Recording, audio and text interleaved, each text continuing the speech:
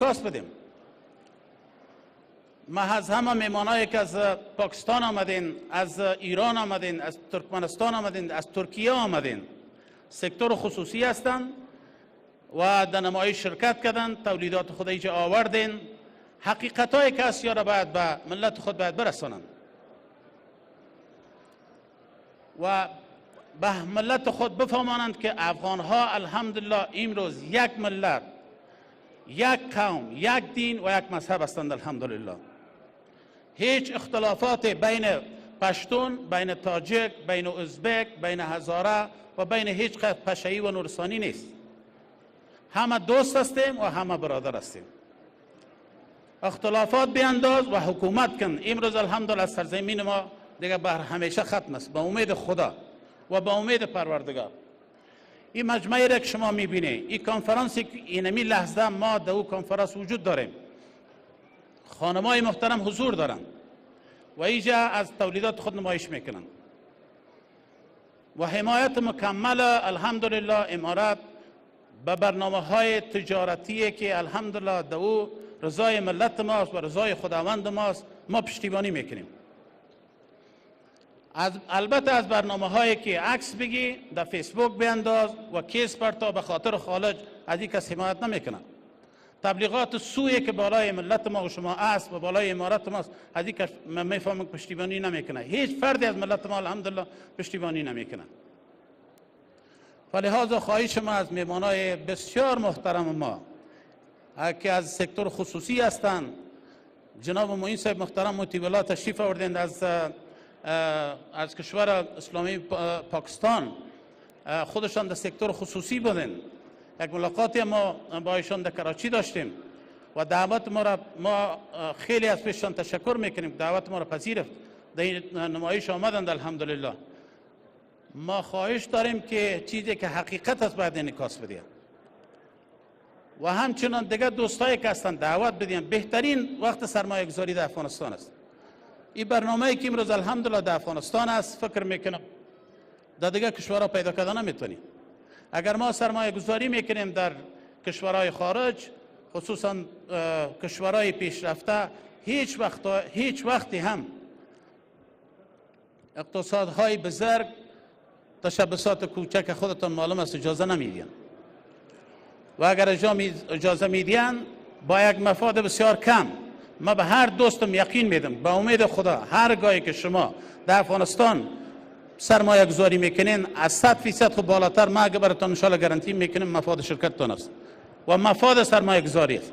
اگر در بخش زراعت شما سرمایه گذاری میکنین، اگر در بخش معدن سرمایه گذاری میکنین، اگر در بخش صنعت سرمایه گذاری میکنیم، در هر بخشی که سرمایه گذاری میکنین بهترین اسکوپ است و بهترین فضا است و بهترین منطقه است. امروز از واخان آخرین سرحد افغانستان است که با چین است و تا اسلام قلعه و همچنان از طرف جنوب تا طرف شمال الحمدلله یک حکم است، یک امارت است و یک لفظ است و یک سخن است.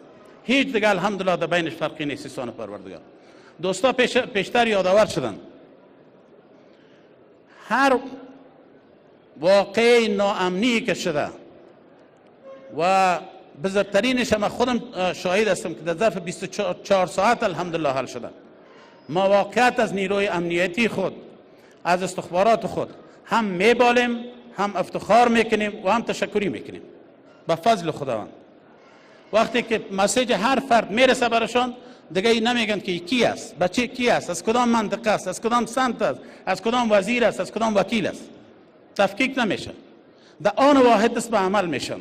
در یک واقعه من خودم یادآور هستم، نمیفهم یا 1200 نفر بود یا چقدر بسیار زیادی، به خاطر یک واقعه که الحمدلله گرچه واقعه خوبی هم نبود ولیکن الحمدلله حل شد در ظرف 24 ساعت به فضل خدا. برنامه‌ای که به همه معلوم است،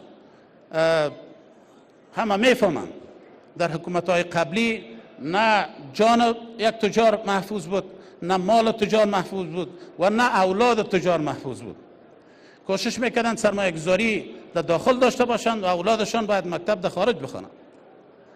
و امروز الحمدلله هم جان تجار محفوظ است، هم مال تجار محفوظ است و هم سرمایه تجار محفوظ است و هیچ کسی اجازه نداره که طرف یک تجار، طرف یک صنعتکار ما و طرف یک متشبث ما به نگاه حقارت ببینه یا برش یک مشکل ایجاد بکنه.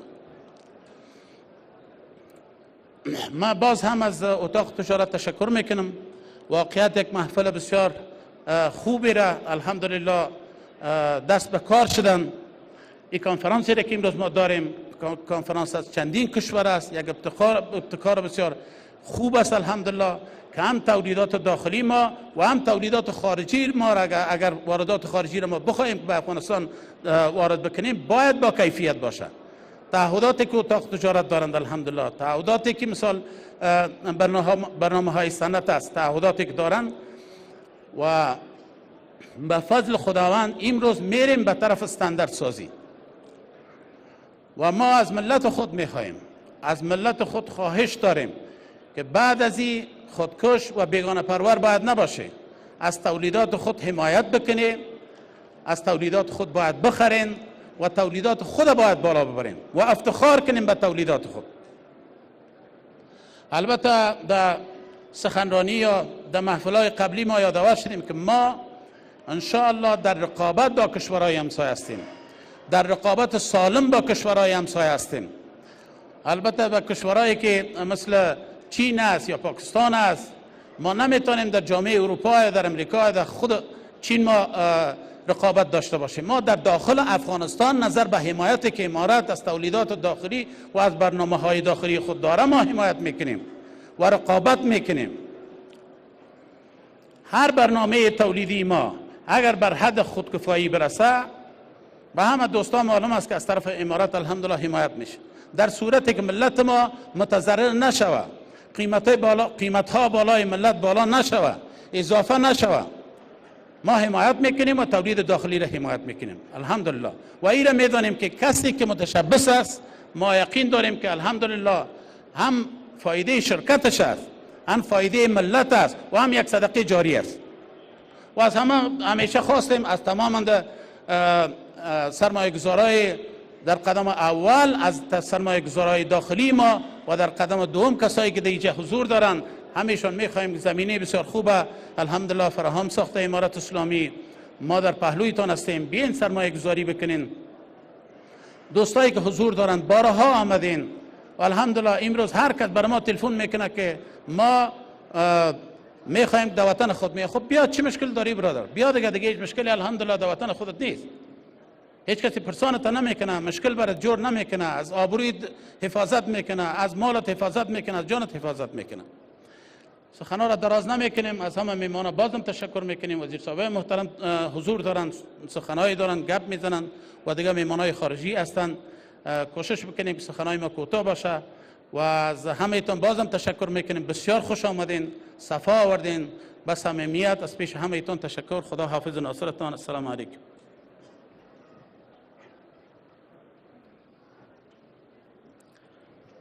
از وزیر صاحب صنعت و تجارت کشور جهان سپاس و حال از محترمه رافیلا یودیچی شاژدافیر اتحادیه اروپا در افغانستان که از 27 کشور نمایندگی میکند تقاضا میکنیم تا صحبتشان ایراد بفرمایند.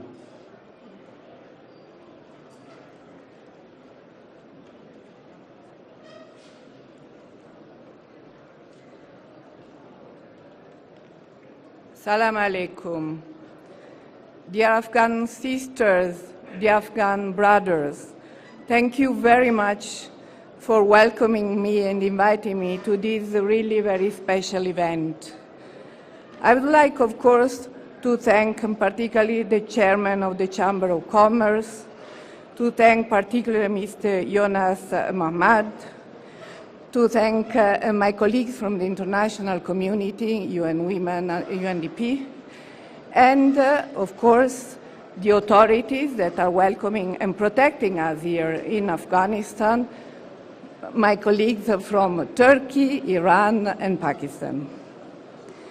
It's really a great pleasure to be here with you today on the occasion of this second opening. As you know, the European Union attaches immense importance to the role of private sector actors notably for our Afghan sisters, in particular to secure livelihood for the household. Recent economic data indicates that the economy has stabilized. Inflation is subsided. The exchange rate is stable. The trade has growth. So really, congratulations for that. Of course, all these gains are still not enough. We need to support Afghanistan to face the immense challenges, including food security, widespread poverty, and livelihoods.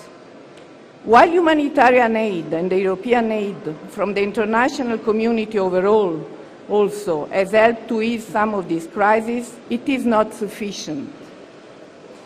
Private sector is a driver of economic growth, job creation, social development, and holds the keys for a sustainable Afghanistan.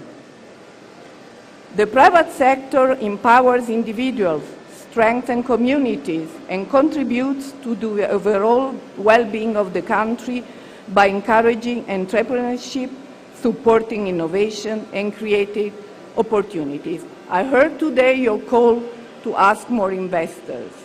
I heard your call also stressing the security and the open of the country. Thank you for that.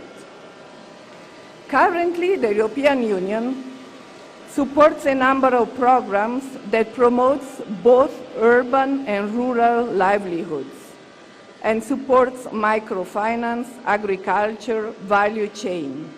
And this is why today I'm here. I'm here to say thank you to the partners, to see some of our programs, but also to give our solidarity to these sectors. I'm also particularly pleased to know that today we have a number of women business leaders coming from Herat and our regions that we again supported, and they're today proposing some products to potential consumers, connect with traders, explore opportunities for export and business cooperation. So today, again, I wish to all the participants and to the organizer, with really big thank you, all the best success for today and for the future. I look forward to really visiting all of you. And again, Manana Tashakor for all you do for this country. Thank you.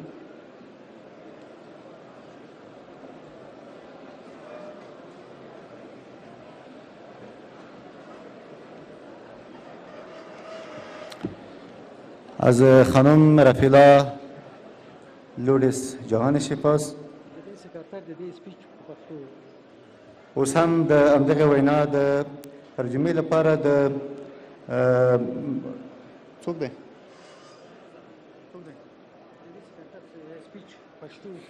د دوی ویان ته بلنه ورکوو چې راشي او دا وینا موږ ته په پښتو یا دري ژبه باندې وژباړي.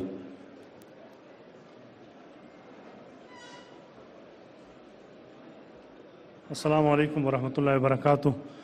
چون زه خو مسلکی ترجمان نه یم، زه خو د خانم رافعه سیاسي او امنیتي مشاور یم، خو کوشش وکوم چې دا د دې د خبرې ترجمه کوم که کومه غلطي رانه کیږي بیا هم زه بخښنه غواړم. ډېر د خوښۍ ځای دی چې نن زه د دویم ملي او نړیوال سوداګریز نندارتون په مناسبت له تاسو سره دلته یم. لکه څنګه چې تاسو ټول پوهیږئ، اروپایي ټولنه په بشپړه توګه خصوصي سکتور ته ډېر ارزښت ورکوي، خصوصا هغه ښځو ته چې په ځانګړې توګه د کورنیو لپاره د نان او نفقې پیدا کولو مسؤلیت پر غاړه لري. په هر صورت د دې په دې وروستیو کې اقتصادي معلومات ښیي چې اقتصاد ثبات موندلی، د اسعارو تبادلې نرخونه ثابت دي او د تیر کال په جریان کې تجارت د پرمختګ په حال کې دی. په هر صورت د دې لاسته راوړنو ډېرې برخې لا اوس هم هغو کسانو ته نه رسیږي چې خورا اړتیاوې لري. اوس هم افغانستان ډېرو ستونزو سره مخامخ دی، لکه د خوړو خوندیتوب، پراخه فقر یا غربت او د کورنیو د ژوند د خوندي کولو اړتیا هم شامل دي. په داسې حال کې چې د نړیوالې ټولنې او په ځانګړې توګه اروپایي ټولنې بشري کومکونه د دې کړکېچونو کمولو کې په ټولیزه توګه مرستې کړي دي، لیکن دا مرستې لا هم د دې هیواد د لویو ستونزو د اساسي حل لپاره اوس هم کافي نه دي. خصوصي سکتور د اشخاصو د ټولنې په پیاوړتیا کې مهم رول لوبوي او په نوي کاروباریانو ته د نوښت ملاتړ او د ټولنې لپاره د فرصتونو رامنځته کولو لپاره د هیواد په عمومي هوساینه کې مرسته کوي. اوس مهال اروپایي ټولنه د یو شمېر پروګرامونو له طریقه لکه کوچني پورونه، زراعتي کرنې، کوچنۍ او منځنۍ سوداګریزو پروګرامونو ملاتړ کوي چې د دواړو ښاري او د دې نه لکه ښاري او کلیوالي سیمې مستفیدې دي. زه په ځانګړې توګه خوشحاله یم چې اروپایي ټولنه په دې وتوانېدله چې په دې غونډې په ګډون کې 15 هغو ښځینهو مشرانو سره مرسته وکړي چې په دې غونډه کې ګډون وکړي او خپل سټالونه دلته ولګوي. په راتلونکي ورځو کې به دوی د فرصت ولري چې خپل محصولات احتمالي مصرف کوونکو ته وړاندې کړي او ښه مارکیټ ورته پیدا کړي او د صادراتو او د سوداګریزو همکارۍ فرصتونو په لړه کې به وي. او زه باید دا خبره باید د یادونې وړ ده چې ښځې د افغانستان په اقتصاد کې مهم رول لوبولی شي. که دوی ته موږ اقتصادي پرمختګ فرصتونه ورته میلاو شي نو دوی د مهم رول لوبولی شي. زه د ټولو ګډون کولو څخه هیلهمنده یم چې په راتلونکو ورځو کې د شته فرصتونو نه خورا ښه استفاده وکړي او په سوداګریزي فعالیتونو کې د ټولو ممکنه بریاو په هیله ټولو ته بریاوې غواړم. ډېره مننه.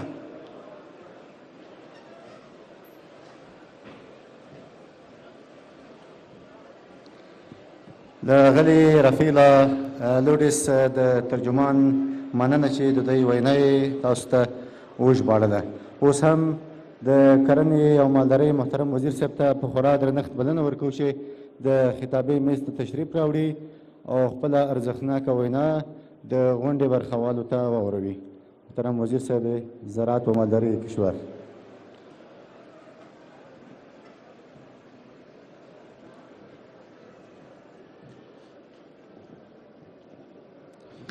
بسم الله الرحمن الرحیم. الحمد لله وحده والصلاة والسلام على من لا نبي بعده. اللهم صل وسلم على نبي الأمي وعلى آله وسلم تسليما. قال الله تبارك وتعالى: أعوذ بالله من الشيطان الرجيم. بسم الله الرحمن الرحيم. وأنزلنا من السماء ماء ثجاجا لنخرج به حبا ونباتا. صدق الله مولانا العظيم. عزیز وزیر صاحبای محترم و مهمانای معزز خارجی و خصوصا میزبانا و دایر کننده نمایشگاه هازا و خصوصا هم وزیر صاحب تجارت، السلام علیکم و رحمت الله و برکاته. بعد خوشحال هستیم که در دومین نمایشگاه بین المللی اشتراک میکنیم. این بسا جای لب لباب خلاصه امنیت و اقتصاد و ثبات و تجارت و رشد و اقتصاد است که دومین بار در این تالار نمایشگاه بین المللی دایر می گردد. از ته دل، از صمیم قلب از اتاق تجارت، از سرپرستیشان، از مدیریت سالمیشان تشکر می کنیم. جنابای محترم، اتاق تجارت و وزیر صاحب تجارت و صنعت افغانستان، ما و شما در یک سلسله زنجیره‌ای قرار داریم. افغانستان ما و شما یک ملک زراعت و مالداری هستند. الله سبحانه و تعالی در این ملک و خیلی فراوان در صحنه در فضای زراعت و مالداری و آبیاری و منابع طبیعی گذاشتگی هستند. ما و شما هستیم که مرد میدان، عاملین، مجریان میدان و صحنه ما و شما هستیم که از استفاده سالم میکنیم. مثل که پیشتر شیخ صاحب زاکری گفتن که الله سبحانه و تعالی در روی زمین برای بندگانشان به خاطر معیشت زندگیشان، به خاطر رفع ضرورت‌های معیشت زندگیشان امکانات پراخ و فراوانی را مانده و کسی که از این استفاده نمیکنه او ناشکر است. بله این کلام الهی است. اون ناشکر هستند که کسی که از این استفاده سالم نمیکنه. فعلا وزارت زراعت و صنعت، وزارت تجارت و صنعت و وزارت زراعت و اتاق تجارت و اتاق زراعت، همه ما و شما در یک چارچوب و در یک مسئولیت و در یک محوطه قرار داریم و مسئولیت ما و شما یکی هستند. ما برای شما وزارت زراعت برای شما تهیه کننده و برابر کننده و تهیه کننده مواد اولیه هستیم، مواد هستیم برایتان. وزارت زراعت اولین بار برای ملت مردم افغانستان مواد اولیه تهیه می کند و دوم برای تجارای ما و برای صنعت ما مواد تهیه می کند که تا که ازش استفاده سالم بگیره، ضرورات ما در خانه ما مصرف شود و اضافه تر از ضرورت ما توسط تجارای ما به همسایه ها انتقال داده شود. تجارای ما بین ملک های همسایه ها و دنیا و کنج کنار دنیا و بین افغانستان حیثیت فولی را دارند که ضرورت ملت مردم افغانستان از او ملک ها میارند و محصولات مازاد ما را به اون ملک ها انتقال می دهد. این رول اساسی در اینجا تجارای ما هستند.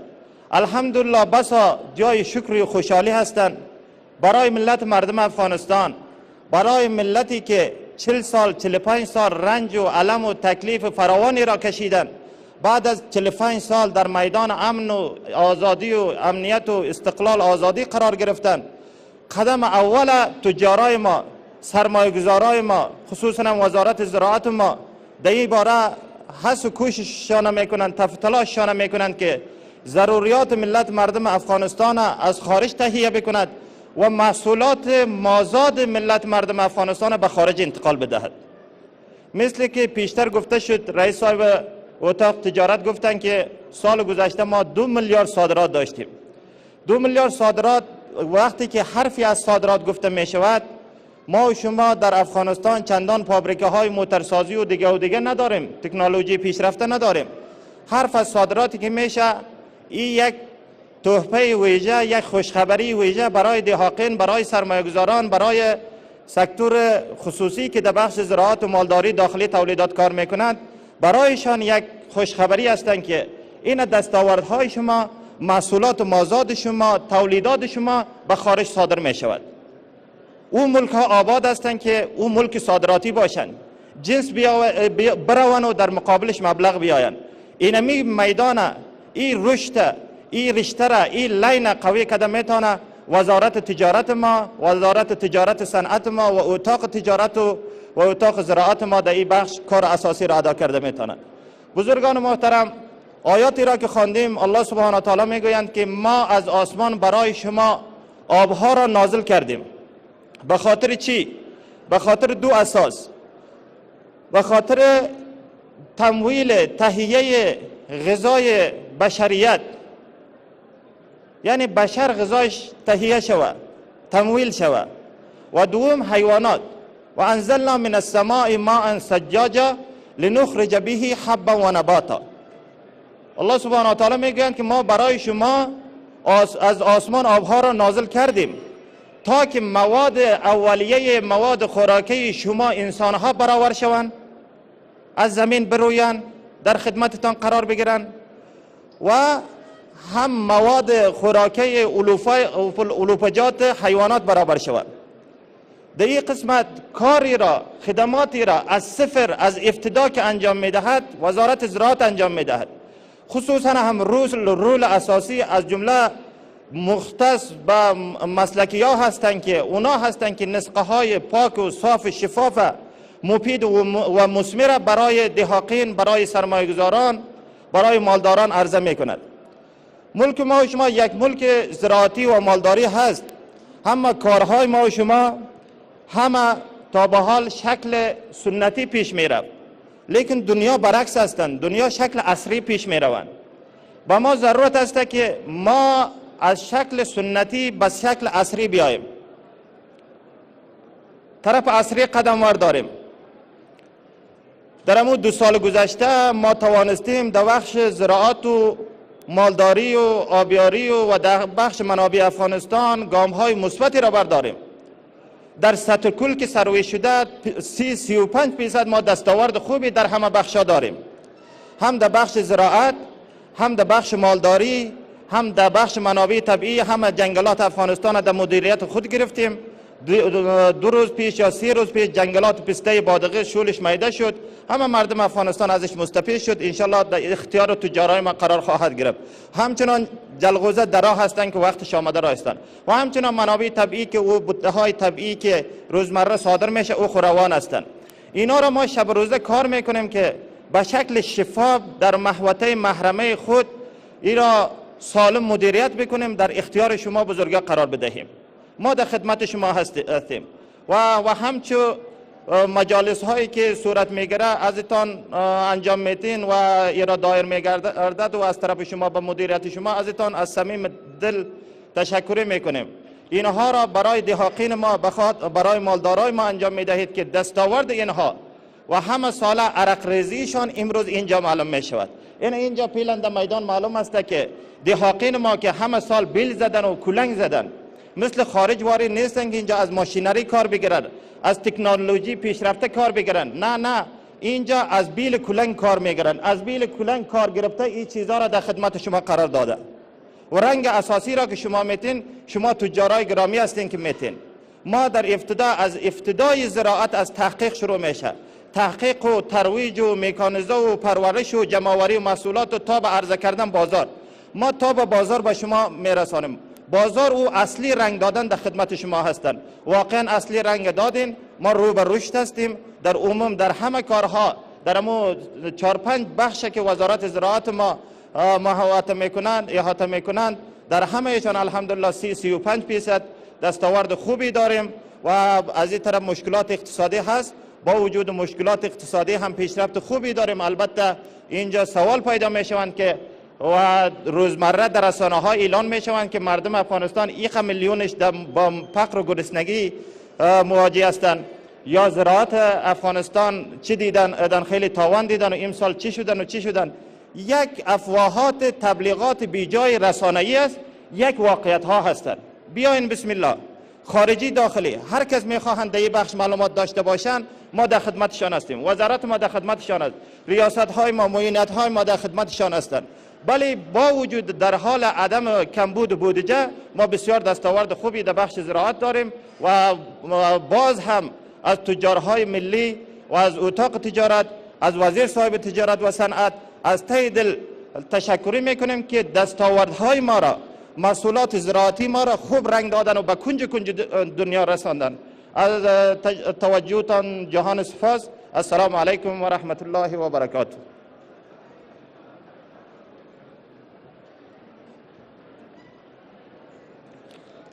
از وزیر صاحب زراعت کشور جهان سپاس. او اوس هم د افغانستان اسلامي امارت د ستندرد ملي ادارې رئیس ښاغلي الحاج ملا فیض الله تمیم ته په خورا درنښت بلنه ورکوو چې د خطابې میز ته تشریف راوړي او خپله ارزښتناکه وینا موږ تاسو ته واوروي. محترم تمیم صاحب.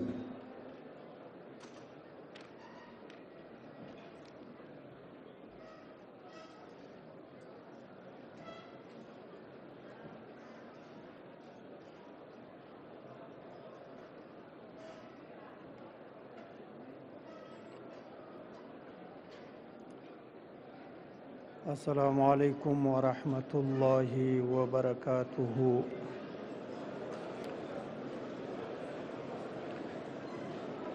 محترم و حاضرینو، د اسلامي امارت ټولو مسؤلینو او منصوبینو، وزیر صاحبانو او ملي تجارانو او د غونډې ټولو ګډونوالو ته نیکې هیلې او احترامات وړاندې کوم. خدای دې وکړي چې ورځ مو په ښه خوښۍ او خوشحالۍ سره راپیل کړې وي. په دوهم قدم کې د دې نننۍ نندارتون جوړونکو او ورسره همکارانو څخه مننه کوم چې د خپل هیواد د اقتصاد د پرمختګونو لپاره لارې هوارې کړې دي. لوی الله جل جلاله دې یې ټولو ستړیاوې په خپل عالي دربار کې قبولې او منظورې وګرځوي. د ټولو هغه ملي تجارانو، سرمایه ګزارانو او صنعتکارانو شکریه ادا کوم چې د دې ځپل سوي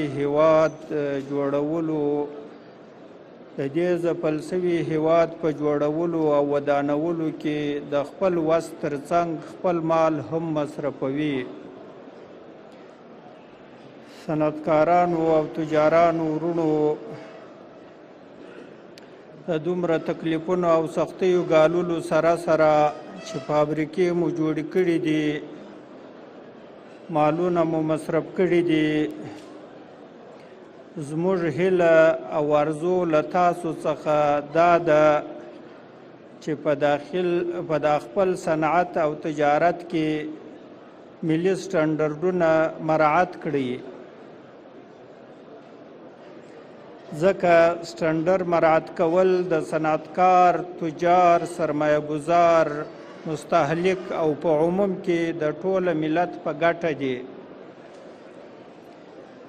ولس ته هم دا پیغام لرو چې اسلامي امارت به د صنعتکارانو حمایت او نظارت کوي او صنعتکاران به هم خپل صنعت د ملي معیارونو مطابق جوړ کړي، خو تاسو هم بیا د داخلي تولید څخه استفاده وکړئ او پر داخلي تولید اعتماد وکړئ.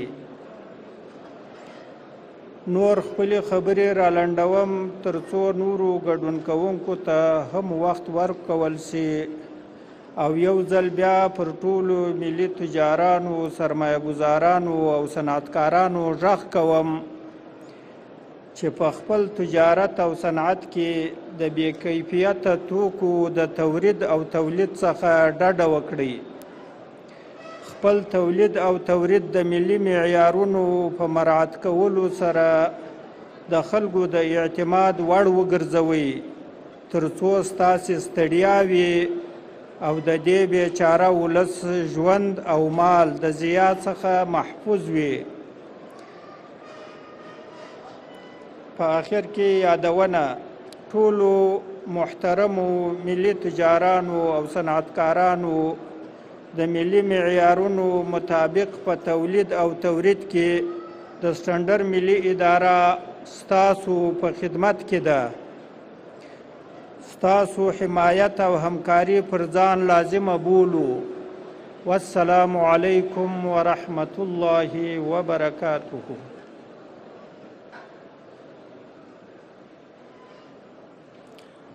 از رئیس اداره ملی استاندارد جهان سپاس و حال از محترم زبیر مطیع‌الله رئیس اداره انکشاف تجارت پاکستان تقاضا میکنیم تا پیرامون موضوع صحبت خود ارائه بفرمایند.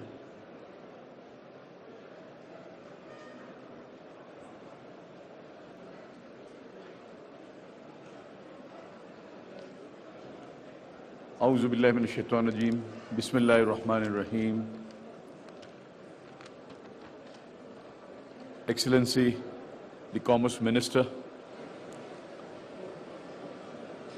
President, Afghanistan Chamber of Commerce and Industry, Vice President, Mr. Yunus Momin, my counterpart in Afghanistan, Khanjan Al-Khuzai, Mr. Rafaelo, Our Excellency, the Ambassador of the European Union, then you got Suleiman Seli and my own ambassador from Turkey, distinguished diplomats, ministers from Afghanistan, the entire cabinet ministers, and distinguished guests, ladies and gentlemen, and above all those exhibitors who are exhibiting today in this second expo of Pakistan, ابوحنیفه Expo in Afghanistan. I'm particularly glad to see that they've arranged it very well. And I think this is the way to promote the country. And I compliment the Commerce Minister under whose patronage this all has been done. And while I was talking to him, I must tell all of you that I've met the minister twice, once in Pakistan and once in now in Afghanistan. I found him a very pragmatic person, a forward-looking, and one who is actually looking at the growth of Afghanistan. He wants to see that Afghanistan grows. And I think all the speeches which were made, and especially by Mullah Baradaram, it was excellent that they really want to see that things move in the right direction. I want to tell you that I am here from Pakistan, particularly to participate in this today's event. And I believe that the communication gap which sometimes existed in last 1 year, I think it has melted down, and we are coming more often to Afghanistan. And I'm glad to tell you that the largest delegation, the largest exhibitor, number of exhibitors is from Pakistan. 25 stalls are there from Pakistan. So we mean business. We feel that Afghanistan is a brotherly country. And we are bound with a chain of Kalama Tayyaba La ilaha illallah. That's what we are. So I really want to say that this is a great event, and I wish that Afghanistan, I always dreamed Afghanistan to be a peaceful, a productive, progressive and pragmatic state in the Committee of Nations in the world. And inshallah, the days are not far. The way you people are applying all the efforts, it is great that your people are doing it. And particularly I believe that the Afghanistan Chamber of Commerce is doing a great job by introducing these kind of, bringing these kind of events and making two ends together. See, and your total trade with the world is $8.6 billion, and out of that, 2.4 is only with Pakistan. So it's 33% trade is still with Pakistan. I think this can go many folds, and I believe that this is no potential with Pakistan's trade. Pakistan's trade has to be at least $5 billion, and in the longer run, I see that we can have a $10 billion of trade between the two countries. And there are problems, there are handicaps, there are things, but you know, with the two nations, it is with the brotherly problems, and you know, two brothers have the problems. So these kind of problems are there. We have resolved many of them. When we formed that joint chamber of Afghanistan and Pakistan, we resolved many of them. Yes, I believe that EPTA needs to be revisited. It needs to be, renegotiated, and all the reservations of both the sides should be taken care of, and we should go forward with a solid agreement of the trade. And see, and the biggest item which we are importing from Afghanistan is coal. And the coal of Afghanistan is going to Pakistan in a big quantity. I think that is a very good thing which is happening, that our energy requirements are being met from Afghanistan. But I think there are 6 countries in the region. Minister Saab, there are 6 countries in the region. Now, only Pakistan needs that coal. So that is to be taken care of, and I think special preference needs to be given to Pakistan. Similarly, we are giving so much preferences to Afghan imports into Pakistan.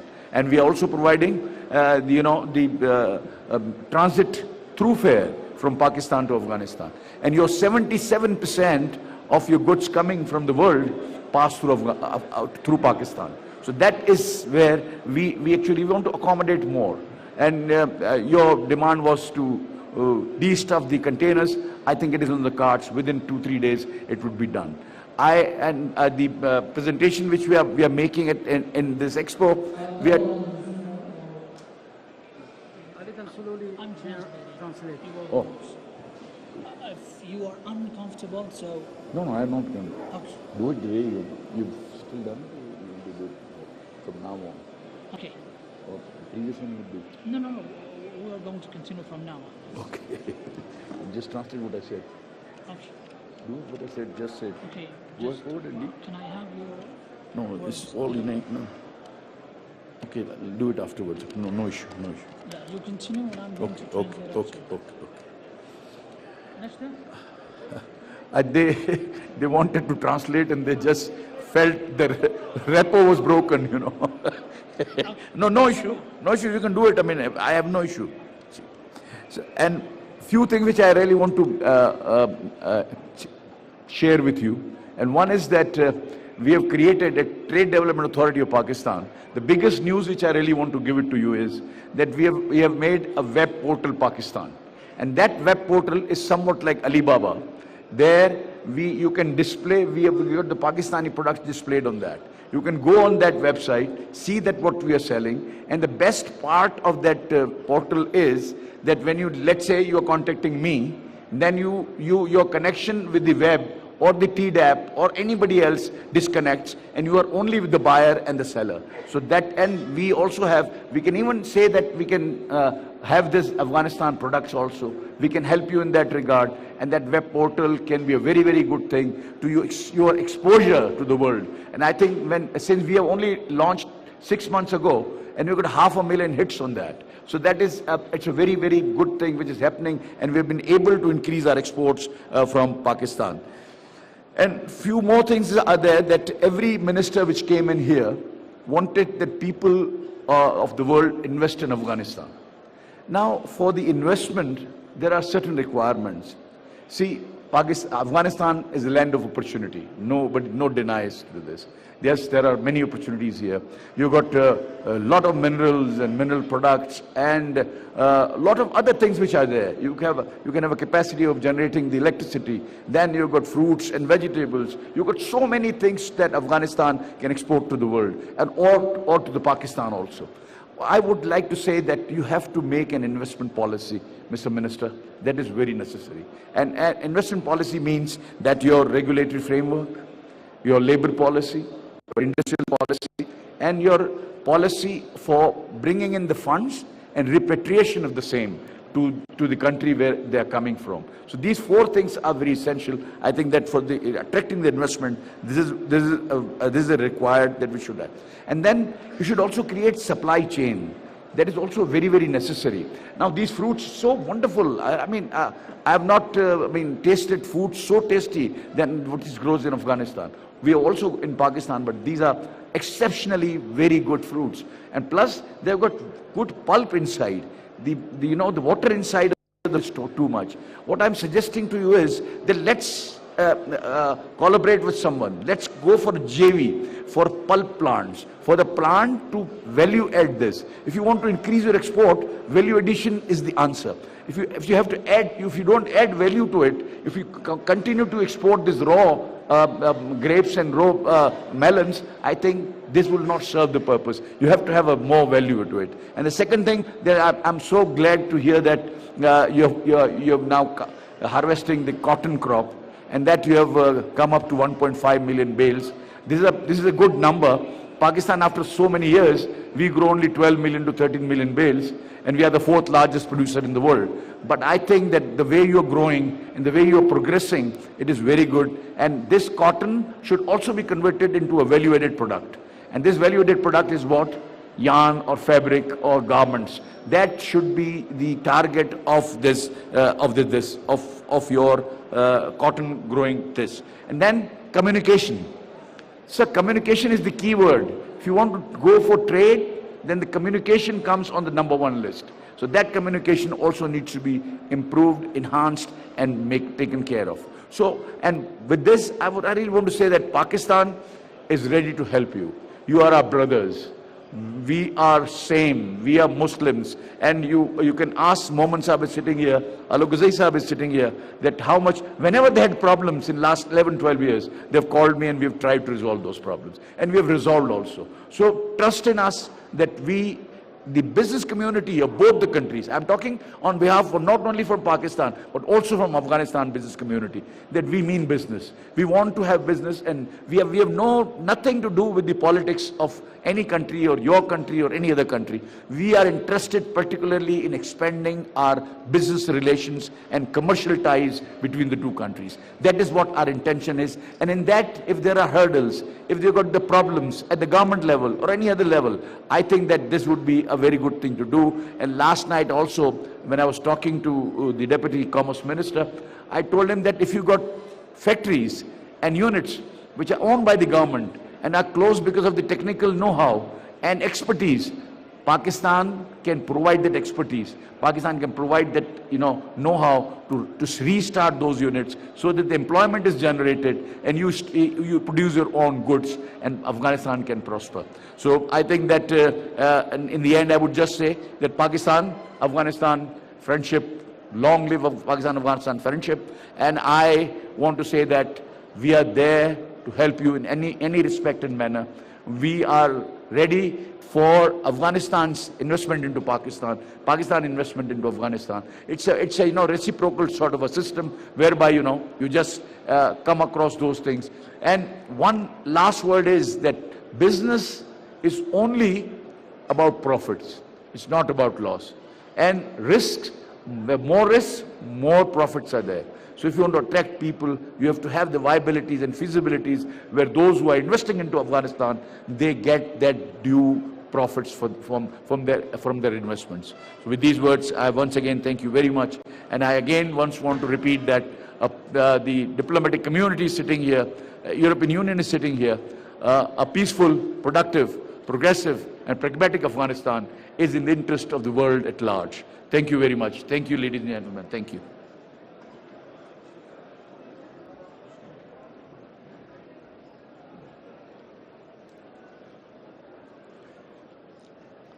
از آقای زبیر مطیوالا جهان سپاس و آل تقاضا میکنیم از محترم سلیمان سلینی رئیس شورای تجارتی افغانستان ترکیه که همراه با ترجمانشان تشریف دارند و آنلاین ترجمانشان هم ترجمه بکنند.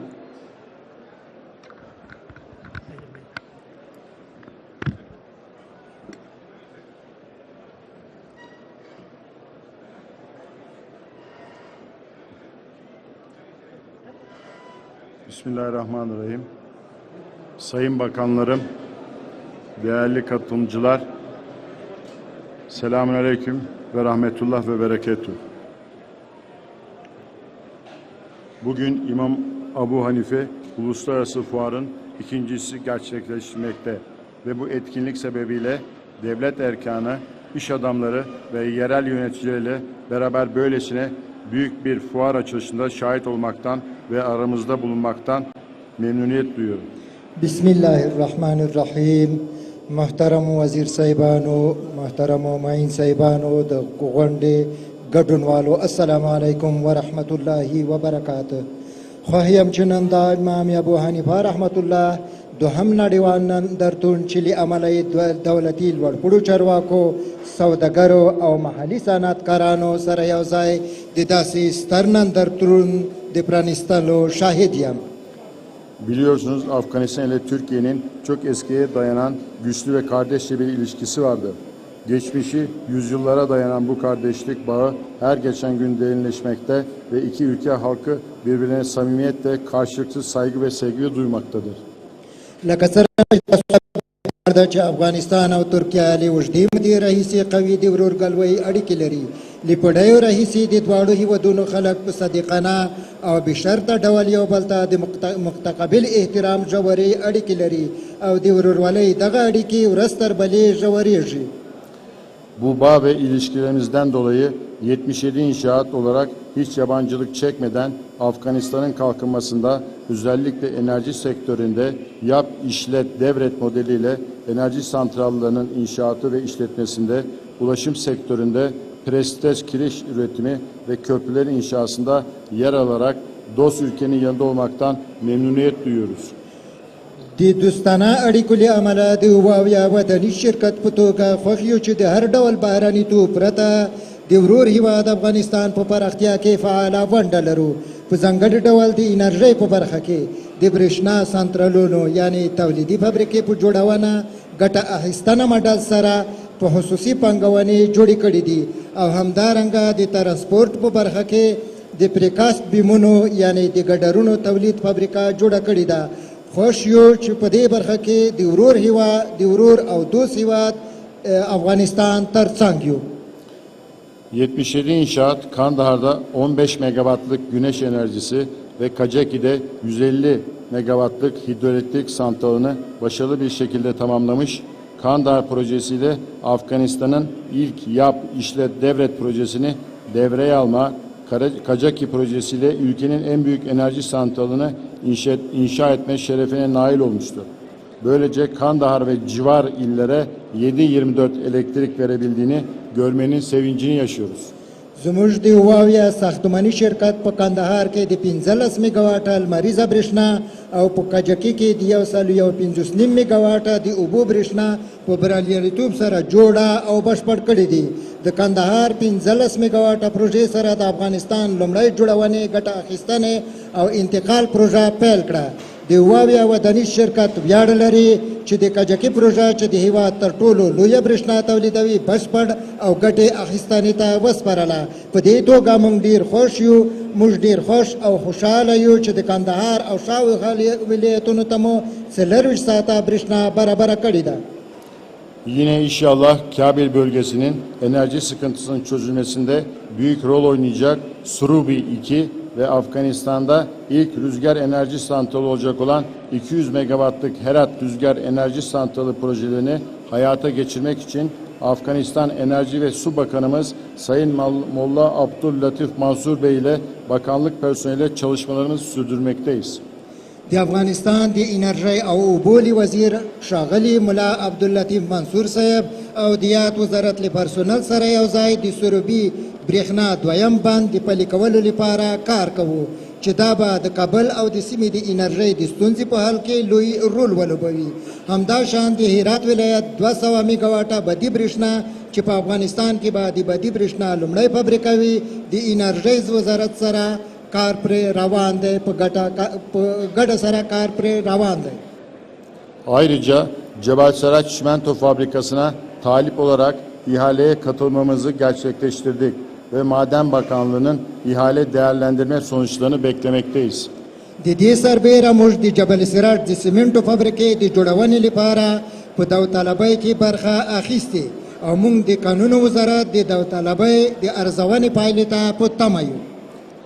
Biz Afganistan'ın altyapı gelişiminde, kalkınmasında ve dost ülke halkının refahına dokunabilmeyi, milli sanayi ve teknolojisinin gelişmesine fayda sağlamayı ve enerji üretimiyle aydınlanmasına destek olmayı ümit ediyoruz.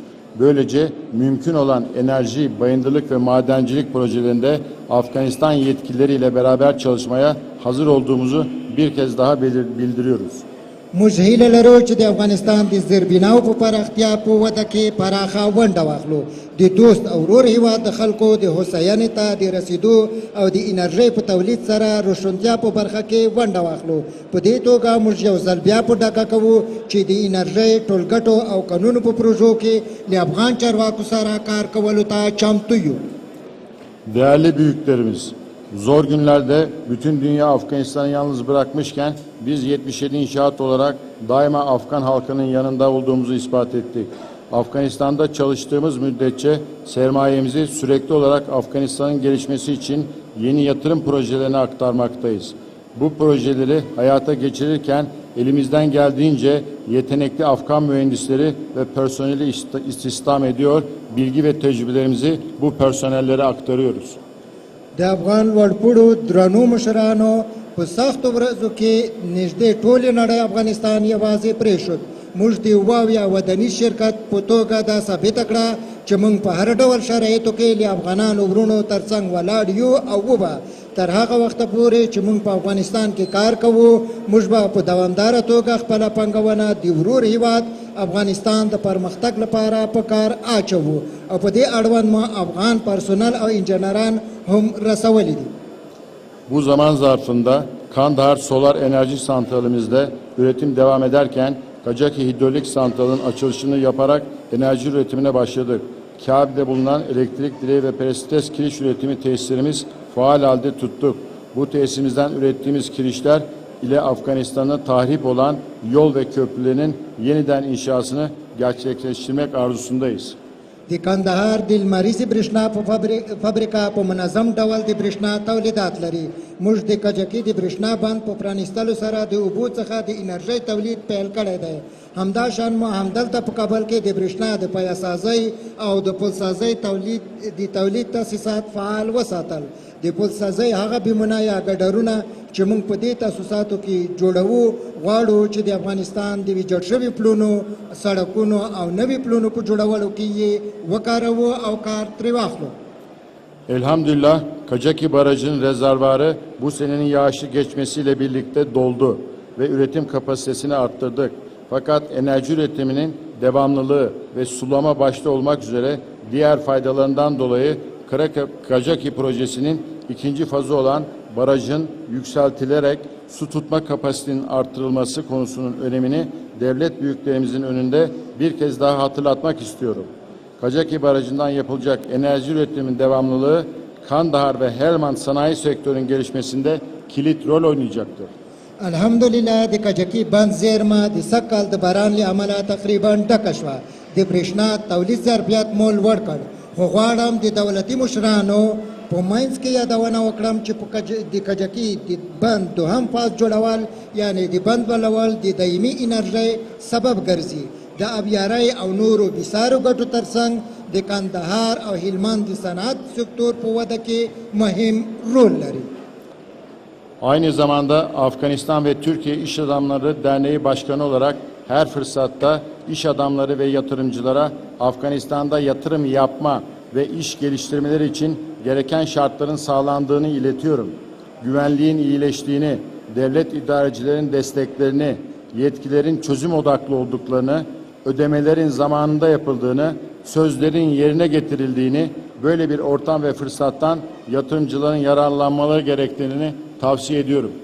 په عین وخت کې د افغانستان او د ترکیې د سوداګرو د ټولنې د رئیس په توګه موږ سوداګرو پانګوالو ته په هر فرصت کې دا پیغام ورکړی چې په افغانستان کې د پانګونې او سوداګرۍ د ودې لپاره اړین شرایط برابر دي. موږ په ډاګه کوو او اعلان کوو چې امنیت ښه سوی د دولتي ادارو ملاتړ زموږ یعنې د پانګوالو سره دی. چارواکي د حل لارې په موندلو کې برلاسي دي، پیسې پر وخت کوي، په خپلو ژمنو ولاړ دي، فساد کم سوی او پانګوال باید له داسې چاپېریال او فرصت څخه ګټه پورته کړي. 77 inşaat ve Türk şirketleri olarak Afganistan'ın kalkınmasına ve Afgan halkının refah düzeyinin arttırılmasına fayda sağlayacak her projede Afganistan'ın yöneticileriyle omuz omuza çalışmaya hazır olduğumuzu bildiririz. د ورور هیواد افغانستان د پرمختګ او د افغانستان د هوساینې لپاره د واویا ترکی وداني شرکتونو په توګه موږ اعلان کوو او په ډاګه کوو چې موږ چمتو یو چې د افغانستان له چارواکو سره اوژه په اوژه په هره پروژه کې کار وکړو. Böylesine büyük ve uluslararası fuarı düzenleyen, emeği geçen ve güvenliğin sağlanması için yorulmadan görev yapan Ticaret ve Sanayi Odası Başkanı Vekili Muhammed Bey ve Sayın Ahmet Yar Bey'e ve ekibine teşekkür ediyorum.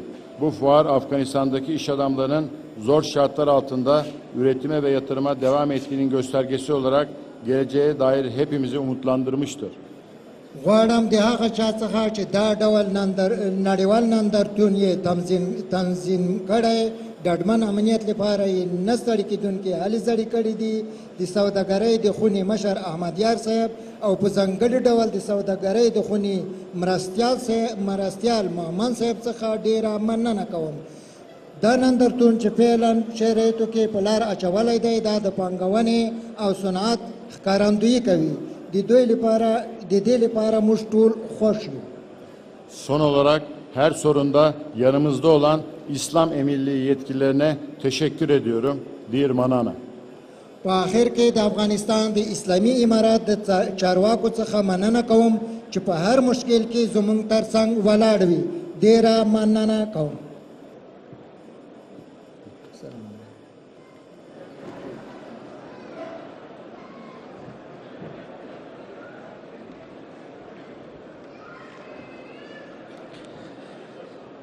ډیره زیاته مننه. د افغانستان او ترکیې سوداګریزې شورا د رئیس ښاغلي سلیمان سلیب څخه چې خپله وینا یې موږ تاسو ته واوروله.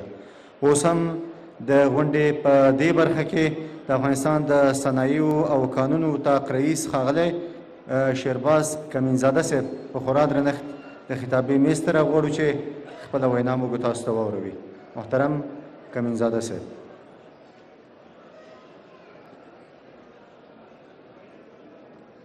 اعوذ بالله من الشیطان الرجیم.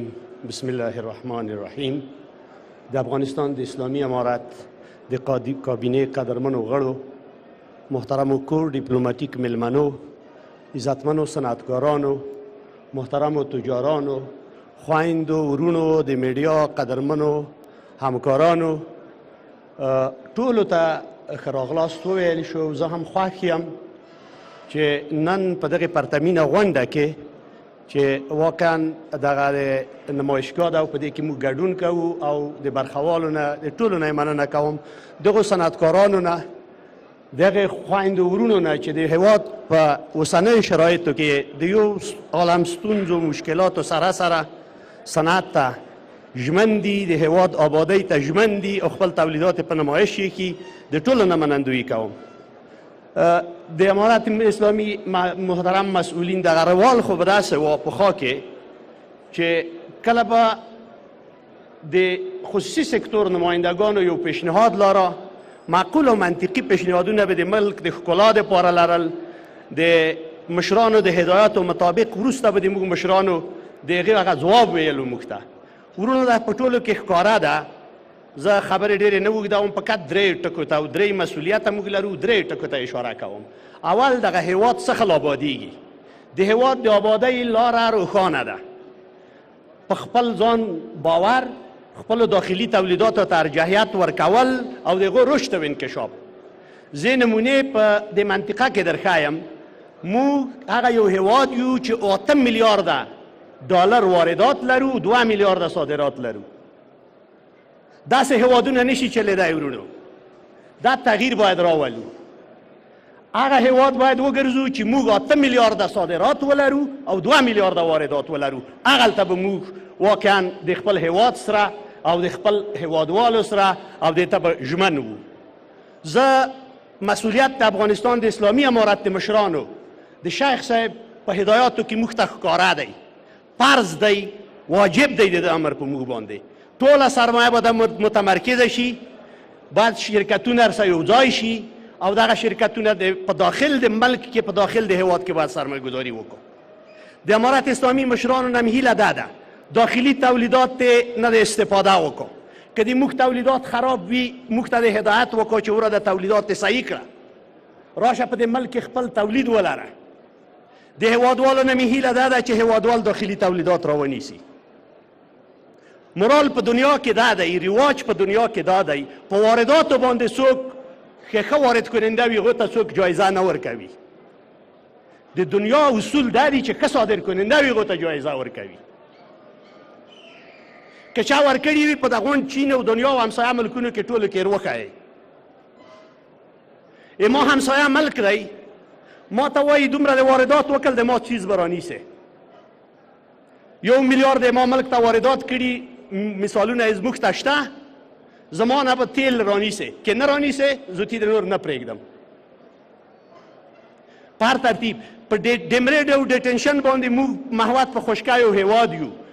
قدرمنو مشرانو ته، قدرمنو همکارانو ته زه ثابتوم چې موږ په کال کې 800 میلیونه ډالر خساره ورکوو افغانان. نړیوالې ټولنې په دغه 1 میلیون انسانانو چې د افغانستان نه وایستل 10 بیلیونه ډالر د افغانستان د اقتصاد وایستل. د موږ سره ظلم کوي، ناروا کوي، موږ ته هغه ټکنالوژي حتی نه راکوي. وی از شر د امیر المؤمنین صاحب خبرو کې واضح وه، خبره پکې واضح وه. بل څوک هیواد موږ ته نه جوړوي. ویل از خیر تیر شر مرسان.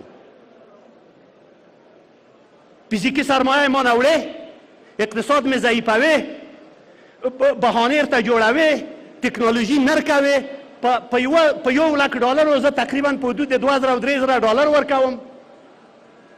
د هیواد په دغه شکل کې بناءً ټولو هیوادوالو ته د امارت اسلامي د مشرانو لرې نیولې، ته کشرانو پورې، ته صنعتکارانو پورې، ته سرمایهدارانو پورې رضی د هیواد په خپله جوړ کړو. هغه څوک چې موږ سره مرسته کوي، ګاونډي هیوادونه، نړیواله ټولنه، موږ لبیک ورته وایو. افغانستان غریب نه دی، افغانستان فقیر نه دی. افغانستان اوبه لري، موقعیت لري، جغرافیه لري، هر څه او هر څه لري. د تقابل فضا دې موږ نه لرې کړو. په تقابل کې د نر سره ځي. نړیواله ټولنه 45 کاله زموږ ته په تقابل کې ده. 2 وارې په دې ملک باندې تجاوز شوی، 2 وارې د ملک حریم ته خاورو لاندې شوی. د موږ په میلیونه هیوادوال فزیکي مادي او معنوي سرمایه د موږ نه یوړه. آزمودن خطاست. 60 کاله 22 کاله نړیوالې ټولنې او زموږ د مشرانو څه وکړل په دې هېواد کې، په یوه ورځ د افغانستان اقتصاد د پښو ولوېد. ځکه خو شیخ صاحب نن دې ته اشاره کړه چې هېوادوالو راشئ او په دې ملک کې سرمایه ګذاري وکړئ. د هېوادوالو نه یې هیله کړې څوک چې په دې ملک کې په دې هېواد کې دلته زموږ سره ګډه همکاري غواړي، راځئ. اروپا ګډه همکاري لري، یو هېواد دی. په دې منطقه کې طبیعي منابع موږ لرو، بشري منابع پاکستان لري، ایران یې لري، هند یې لري. راځئ سره په ګډه کار وکړو. د تقابل فضا باید پرېږدو. وروڼو، ما مخکې په لویه جرګه کې ویلي وو، دغه ورځې په هیله یم چې دغه بیرغ د افغانستان په رخت ولیکل شي. دغه ورځې په هیله یم چې دا رنګ د افغانستان وي. هغلته به زه افغان وم، هغلته به زه ملک ته ژمن وم، هغلته به د ملک زما په میلیون هېوادوال نن په بهر کې دي. د حصه په خاطر ټول ملي او بین المللي دسیسې یو جوړ شوې چې څو د افغانستان سیاسي ازادي افغانانو واخیسته، اوس اقتصادي جنگ زموږ سره کوي. دا اقتصادي جنگ به پرېږدو، د تدبیر نه به کار واخلو. الحمدلله زموږ د امارت اسلامي مشران په ډېر حد کې زموږ سره انشاءالله همګام دي د داخلي تولیدات نه استفاده کوي. زه پرون د یوه وزیر صاحب دفتر ته ورغلی یم، شیرینۍ په میز پرتې وې چې ویې کتل ورته، وی کمین زاده صاحب د داخلي شیرینۍ دي، چورت مه وایه، دغه موږ ته کاپي ده، دا موږ ته کاپي ده. راځئ په اول کې د تیل چې استخراج شوي وو په اروپا او امریکا کې داسې تیل وو، په اول کې دی چې د شان استخراج کړي وو په دې شکل وو، په تدریج به انشاءالله موږ هم هېواد آبادوو. هیله مې د افغانستان د صنعتکارانو نه، د افغانستان د خلکو نه، د اسلامي امارت نه دا ده چې په خپلو دفترو کې داخلي تولیدات استعمال کړئ. صنعتکاران نه مې هیله ده ژمن شئ. رئیس صاحب هلته وویل ونیسئ، رقابت وکړئ په دغه ځای کې موږ تولیدات هم شته، خارجي تولیدات هم شته. خپل ملک راپورته کړئ. ملکونه په څه شي آباد شوي؟ تجربه لرو. یوه طرف ته تایوان ورکوټی ملک دی، بل طرف ته سعودي اقتصاد دی. دغه تایوان وګوره څه شی لري، ټول صادرات لري. خو نن اقتصاد د دنیا هغه لوړترین اقتصاد دی. جاپان د دنیا غټ اقتصاد دی، په صادراتو دی. بناهن نورم وخت نه نیسم عزتمنو مشرانو، بیا هم د امارت اسلامي د مشرانو نه هیله کوم د مځکې غمه باید موږ وخوري، د برق غم باید بگوم وخوري. صنعتکاران باید تشویق کا تر څو د دغه بدبختی نه خلاص شو. او په آخر کې یو دعا کوم چې الهی العالمین دې زوتی موږ د راشن نه خلاص کا. خدای دې د یو بوجه غنمو نه خلاص کا چې نن یې راکا سبا ته ما اولاد بیا وګوي. دې ته باید افغانان متوجه وي، امارت اسلامی الحمدلله متوجه دی، صنعتکاران و سرمایه‌داران متوجه وي، عزت هم په دې ملک دی او آبادیم په دې ملک ده. د منطقې هېوادونو سره موږ ښه اړیکې، ښه وروري، ښه تجارت غواړو. په چال کې به نرسځو، ورورۍ په فضا کې به تجارت کوو، سیاست به تجارت نه ایسته کوو. داسې نه یو چې موږ نه پوهېږو. زه ثابتوم 800 میلیونه ډالر افغانستان په کال کې د دغه ترانزیت نه خساره کړو. څلور درې او څلور پنځه هېوادونه چې موږ ته رسي پیسې بهر ته نشي لیکلی. دلته د اروپایي ټولنې نماینده ناست دی. ولې ما څه ګناه کړې ده چې زه تکنالوژي نشم اخیستی؟ ولې ما څه ګناه کړې ده چې په 1 لک ډالر 2 لکه 3 لکه ډالر ورکوم؟ ولې ما څه ګناه کړې ده چې د بیرون نه زه ماشین واردوم 3 واره زما پیسې مستردیږي وي د افغانستان سره موږ تجارت نه کوو؟ ولې؟ وزیر صاحب د زراعت دلته شته. وزیر صاحب طبیعي منابع صنعت کې 2 مواد پکار دي، زراعتي موادي چې پروسس کوي او معدني موادي، دواړه په دې هېواد کې لرئ. هیله مې دا ده چې هغه معادن چې دلته په اجاره ورکول کېږي باید داخلي سرمایه ګذار پکې وي، تر څو دغه چل د مایع نیولو موږ ته زده کړو. مشترکه سرمایه گذاری باید دلته موږ سره وکړو. دې جوګه موږ یو وخت هم نور نه نیسم، ډېر معذرت غواړم ګرچې آخر هم وا ټول ستړي مې، خو خدای م آباد لره، خدای م سرلوړي لره د یو آزاد صنعتي او پرمختللي او اسلامي افغانستان په هیله. السلام علیکم و رحمت الله و برکاته. از کمینزاده صاحب جهان سپاس و حال از رئیس به اداره ملی تدارکات تقاضا میکنیم که صحبت خلاص داشته تفاهم نامه‌ای را که با اتاق تجارت سرمایه گذاری افغانستان خواد داشتن امضا بکنند. از همکارای ما میخواهیم میز تفاهم نامه را آماده کنند تا تفاهم نامه هم امضا شود همزمان.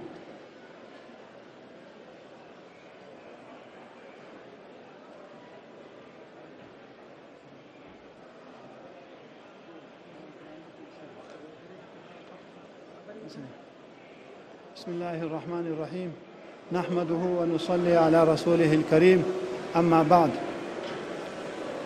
د افغانستان اسلامي امارت د مشرتابه مقام خاص استازی د ریاست الوزرا د دفتر رئیس وزیر صاحبانو معین صاحبانو او راغلو میلمنو ډیپلوماتانو السلام علیکم ورحمت الله وبرکاته. خوشحاله یم چې د هیواد د پرمختګ اقتصادي ښېرازۍ خودکفایي او داخلي تولیداتو ته د بازاریابي په دې مراسمو کې ګډون لرم. د هر څه وړاندې غواړم د افغانستان اسلامي امارت د چارو ادارې لوی ریاست او د ملي تدارکاتو په استازیتوب د سوداګرۍ او پانګونې خونې د مسؤلینو څخه مننه او قدرداني وکړم چې دا مراسم یې ترتیب کړي دي او د هیواد د اقتصادي انکشاف او خودکفایي په برخه کې هلې ځلې کوي. زه د افغانستان اسلامي امارت د ملي تدارکاتو د رئیس په صفت سره یو څو خبرې ستاسو خدمت کې عرض کول غواړم. لومړی ملي تدارکاتو کوم قانون چې ده اکثر خلک دا فکر کوي چې دا کاپی پیسټ یو قانون ده او دا بهر نه راوړل شوی ده، دلته د تطبیق وړ نه ده. د امیرالمؤمنین په خاص هدایت سره دا قانون د اول نه تر اخره پورې وکتل شو. په دې قانون او یا د ملي تدارکاتو کوم طرز عمل چې موجود و هغه له سره تر اخره وکتل شو. هغه نقاط هغه پوینټونه چې هغه د تاخیر سبب ګرځي، هغه کې تجارانو ته مشکلات او ستونزې پیدا کوي، هغه په تمامه معنا سره له منځه یوړل شولو. تر اوسه د ډېرو ملګرو دا یو پوښتنه کوي، هغه وایي چې ملي تدارکات یو پروژه په مخ بیایي. دا پروژه ولې موږ د وزارت له طریقه یا د خپل ریاست له طریقه په مخ ولې نه بیایو؟ نو د دې پوښتنې جواب دا ده که یو کس کار کوي هغه بهر سره هم روابط لري، تجارانو سره هم روابط لري، دا به بهتر وي. او که داسې متعدد کسان 50-60 کسان هر وزارت هغه په خپل سر باندې رواني او یو قرارداد کوي، چون ملي تدارکاتو کې مسلکي کارپو کسان دي، کارشناسان هلته موجود دي، هغوی موضوع په تمامه معنا سره ارزیابي کوي او له هغه نه وروسته د هغې په اړه په صحیح اصولو سره سم نړیوال قوانینو سره سم د خپل هغه نافذه قوانینو سره سم اجراعات کوي. نو په هغې کې بیا موږ له زیاتو مشکلاتو سره نه مخ کیږو.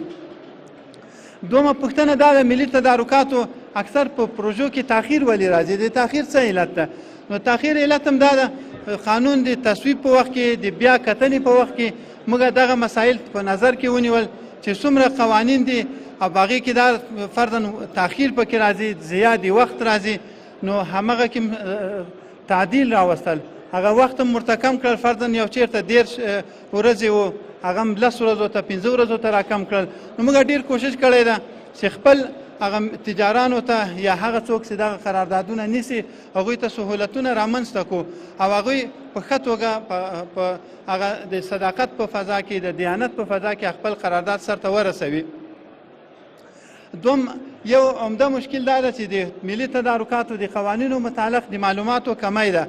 د معلوماتو کمی دا چې د دوی د معلوماتو په کمښت کې په خلا کې واقع وي.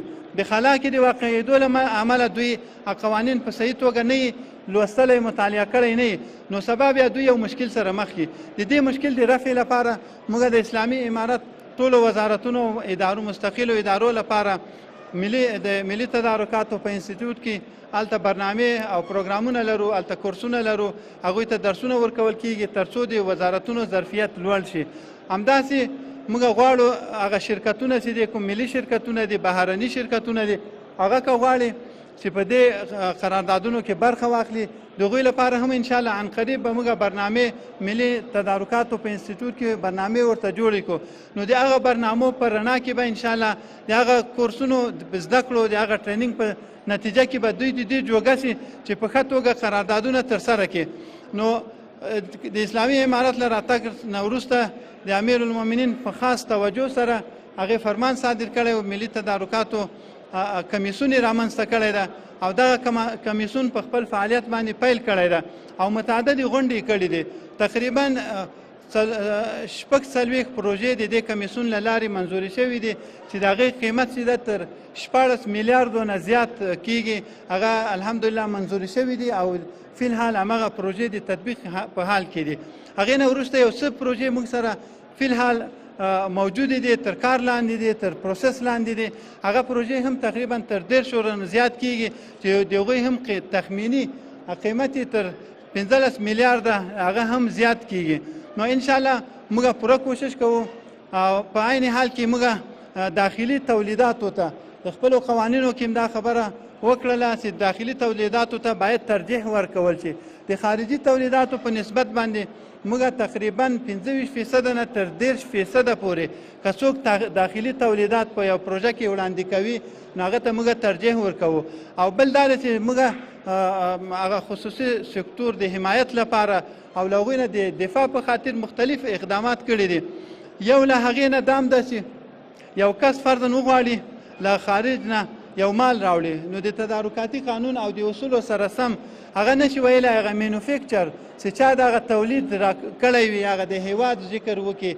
نو موږ په خپل قانون کې دا راوستل د ملي تدارکاتو په قانون کې چې یو کس یو تجار هغه کولی شي چې دا ذکر کړي چې وطني تولید.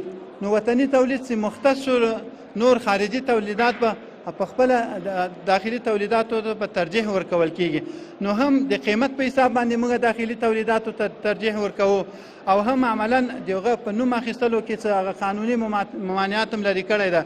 همداسې کوشش کوو چې هغه ظرفیت د شرکتونو لوړ شي، همداسې هغه ظرفیت د ادارو لوړ شي او معلومات چې کوم د خلا د معلوماتو کې ملګري واقع وي همغه خلا لرې کړي. نو انشاءالله ستاسو په مرسته باندې موږ کوشش کوو ملي تدارکاتو له طریقه زیاتې پروژې همدغه شرکتونو ته ورکو.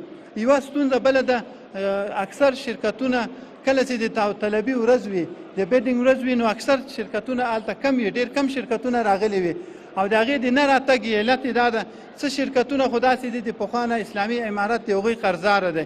نو دوی دې ته انتظار دی چې کله د موږ قرضه راوایستل شي نو موږ به بیا په داوطلبي کې شرکت کوو. نو انشاءالله ان قریب یو میکانیزم باندې کار روان ده، مخکې پې کار شوی ولو او د روان کال په بودیجه کې هم یو څه ناڅه قرضې منظورې شوي دي. انشاءالله ممکن ان قریب هغه اجرا شي او د متبقي قرضونو لپاره یو میکانیزم باندې کار کیږي انشاءالله الرحمن.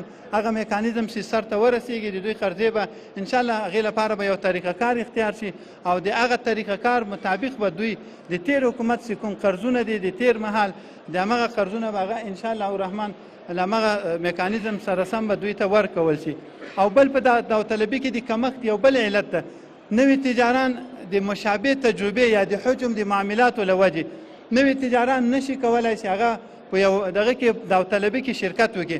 نو موږ کوشش کړی ده چې د مشابه تجربه یا حجم د معاملاتو هغې کې یو څه ناڅه سهولت راولو.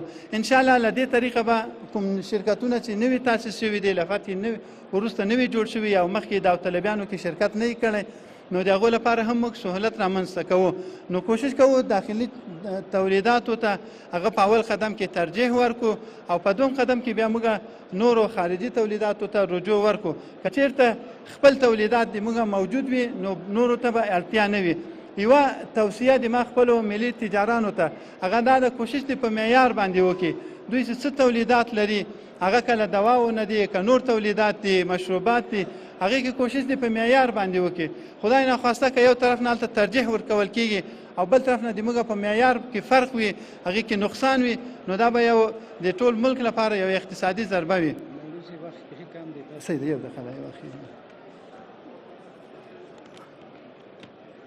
یو اخیری خبره کوم بهرني شرکتونه چې دي foreign companies representative, respected foreign companies representative, with the new government of Islamic Emirate of Afghanistan, better and more opportunities have been created for domestic and foreign companies.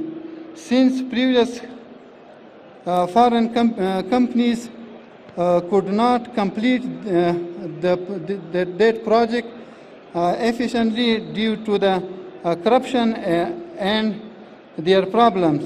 And now security has been nominated in the country, corruption has been eradicated and transparent secures are in the place. In this sense, the Islamic Emirate of Afghanistan respectfully invite all foreign companies to participate in the tenders of the large project in the investment in the country. وآخر دعوانا الحمد لله. از رئیس به اداره ملی تدارکات جهان سپاس و حال از محترم الحاج توکل احمدیار رئیس عمومی اتاق تجارت سرمایه گذاری افغانستان تقاضا میکنیم که تشریف بیاورند روی استیج. تفاهمنامه که با اداره ملی تدارکات در نظر است که امضا کنند تفاهمنامه را امضا بکنند.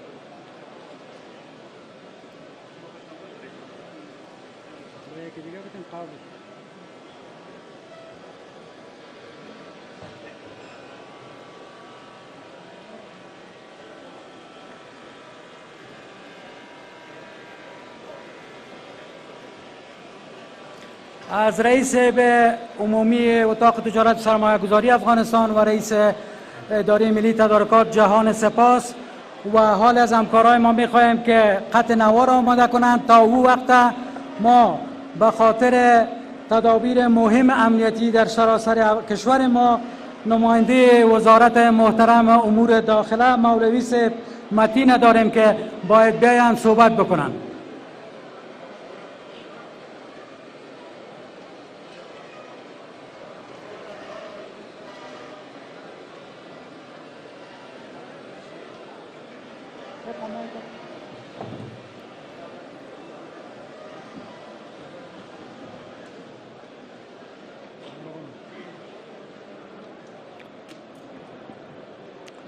حامدا لرب العالمين ومصليا لمن هو سيد الأولين والآخرين، أما بعد.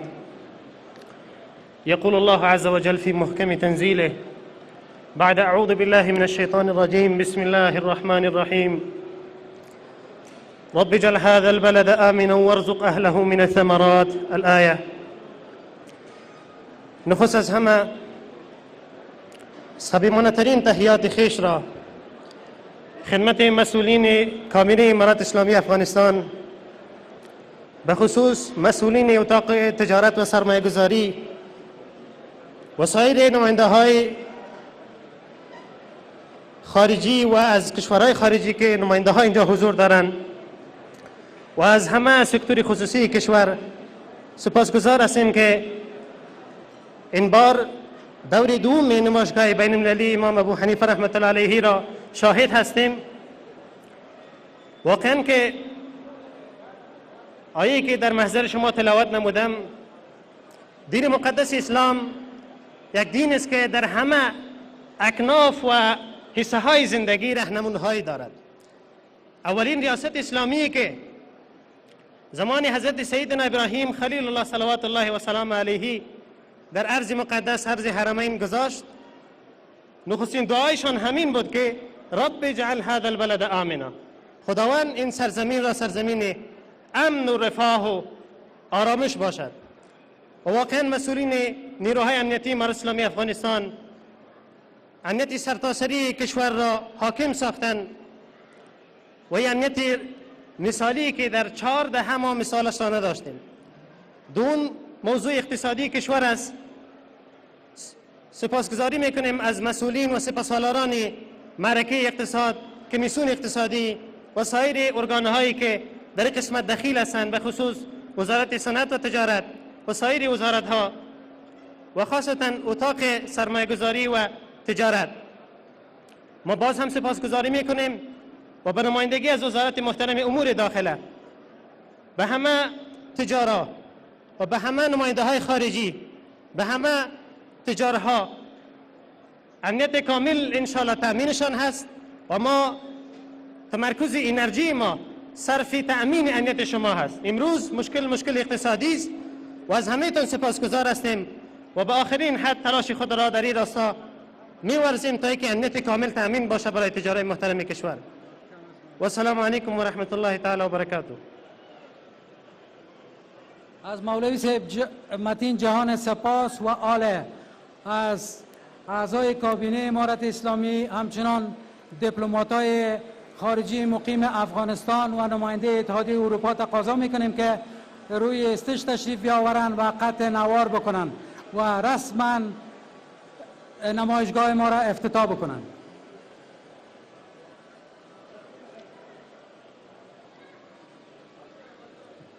تا زمانی که قطع نوار آماده میشه و دوستا تشریف میارن، از شرکت افغان یونایتد بانک، از شرکت بشیر نوید، سوپرکولا، روشن، افغان بیسیم، شرکت ساختمانی 77، دایک، شرکت معلم مسلم دوست، هوفیانی استیل، شرکت رنگ افغان فیضی، حاجی خان محمد باز صرافی، اتحادیه صرافان، رولکس و شرکت رحیم گردیزی و همچنان شرکت خان حمیدی و نهادهای بین المللی همکار ما تشکری میکنیم که در این نمایشگاه ما را حمایت مالی کردند.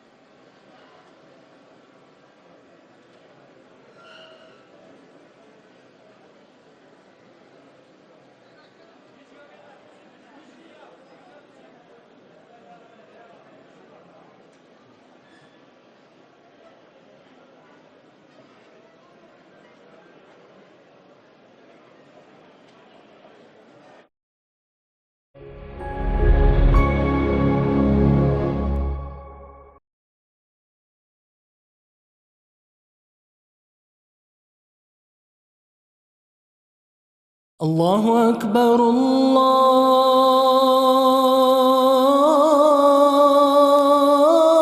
الله أكبر الله أكبر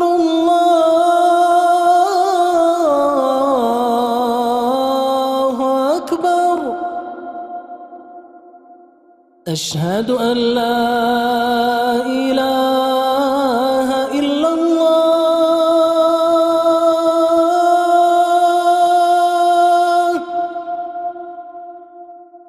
أشهد أن لا إله إلا الله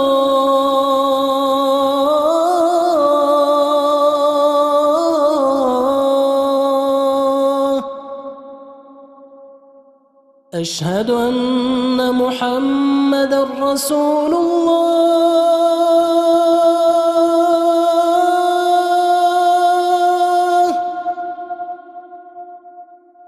أشهد أن محمد رسول الله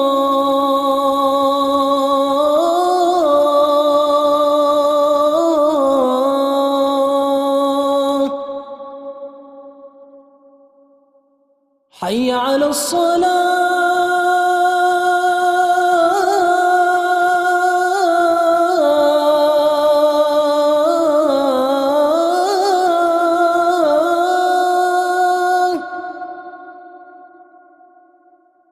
حي على الصلاة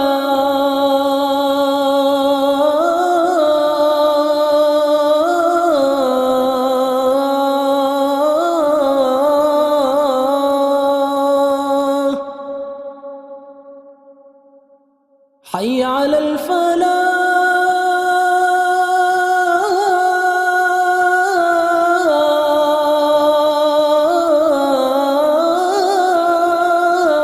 الفلاح حي على الفلاح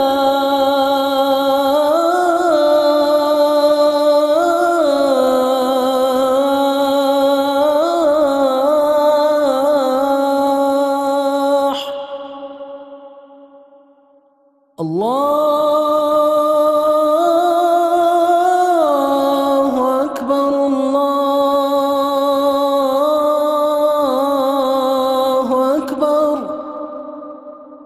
لا إله إلا الله